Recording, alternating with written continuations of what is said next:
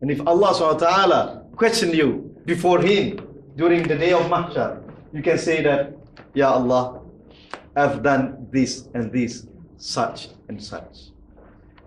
So brothers and sisters, why not be more proactive in contributing something towards the cause of the liberation of Masjid Al-Aqsa, the cause in helping the oppressed people in Palestine, the cause in helping the victims in Palestine, the cause in fighting the injustice.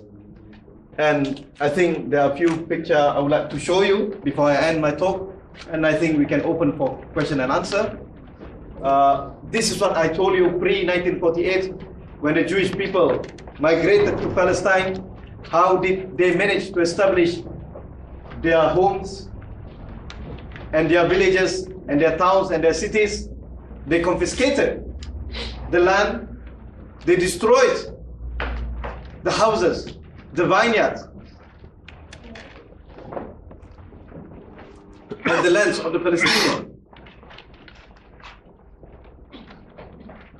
They have their own terrorist group, armed terrorist group, by the name of Haganah, Irgun, Stern, and others, that was later on turned to be the IDF, Israeli Defensive Force, that we know nowadays as Israeli soldiers. The root of the Israeli soldiers was actually the terrorist groups of the Zionists. They were the one who slaughtered the Palestinian people in order to establish the Israeli state. You know, the UN partition, after having a lot of Jewish people and after chasing away a lot of Palestinians and after confiscating most of the Palestinian land, what the West, the Western power and the UN have done, they came up with a partition plan the year 1947, saying that the land of Palestine should be divided into two lands. Land for the Palestinians, which consists only 23% of the original Palestine state, and 77% goes to Israel for the Jewish people. Okay, as you can see, 1948 and 1949, it became bigger and bigger.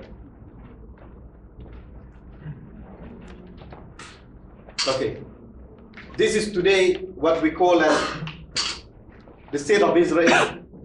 We have, okay, we have what we call Gaza Strip, that now they're being bombarded. They launched ceasefire after they killed more than 1,000 people and injured more than 5,000 others and destroyed houses, hundreds of houses or thousands of houses. And we have what they call as West Bank. And it is a joke to say that both Gaza and West Bank is one country and being separated by the other country.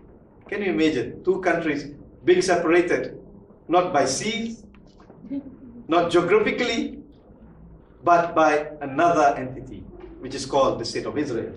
And in West Bank, as you know, there are walls that created the Bantustans, the cantons of the Palestinian villages and cities. And there are a lot of blockades all over, more than 600 blockades all over the West Bank that made the life of the Palestinian in a very terrible and miserable condition. The forgotten refugees, just like I told you, in Jordan, go on, in Lebanon, Syria, West Bank, Gaza Strip, and all over Europe. Okay. Okay. In Lebanon by itself, we used to have a lot of refugees, but refugee camps, but a lot of them being destroyed, especially up during the Israeli incursions into southern Lebanon, especially during the Sabra and Shatila, and some of them recently being destroyed by the Lebanese army. But still, there are Palestinian refugees living in Lebanon, and they are living in a very miserable life that you can imagine. Some of the pets of the Hollywood superstars in Beverly Hills living more luxurious life, better than those people in the refugee camps. Okay. In Syria, we have some of them. In Jordan, couples of them.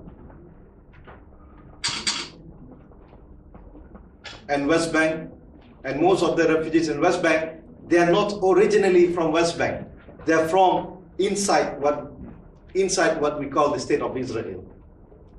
They were chased away from that state, and they have to live in West Bank in refugee camps. Why we call them refugees? Because they belong not to that land. They belong to the land inside what they call as the state of Israel. The Gaza Strip is very funny. That small city consists of 1.5 million inhabitants, and most of them are refugees. Okay. Rate of increase of landless, stateless, and restricted population of refugees. These two academic. Okay, go on. You know what happened to Al-Aqsa Mosque? The Zionist project is not only about the Israeli state, but it's also about the re-establishing of the Jewish temple on the site of the Al-Aqsa Mosque.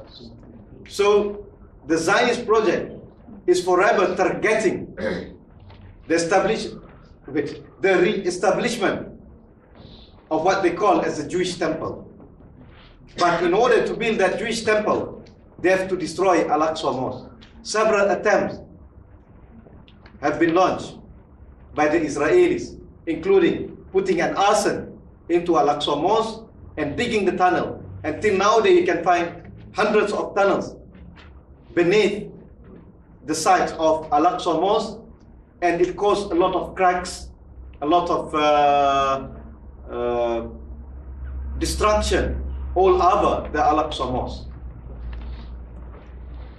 And the year 1969, they said a crazy guy, but he was a medical doctor. I don't think any crazy guy would be a medical doctor.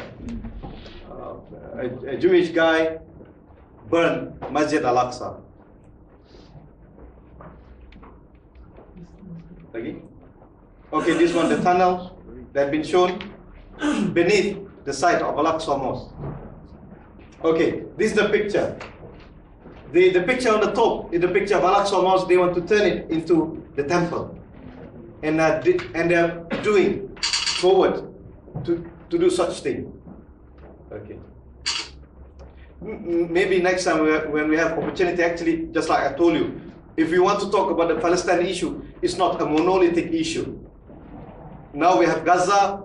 We talk about Gaza and some of the historical thing before Gaza, but if you want to talk about Al-Aqsa Mosque alone, I think we need more than an hour to talk about it, especially when I have thousands of pictures showing what is happening nowadays to Al-Aqsa Mosque. If we want to talk about the refugees and the condition, we need another lectures. Then inshallah, I will be coming back here again to share with you all these things, but with the condition that you will go there in order to have the Palestinians, inshallah. Israeli daily aggression is not only after the 27th of December, before that, since the 1948. This is not the picture of what happening a couple of weeks ago. This is what happening a couple of years ago. Daily, in Gaza especially, and also in the West Bank.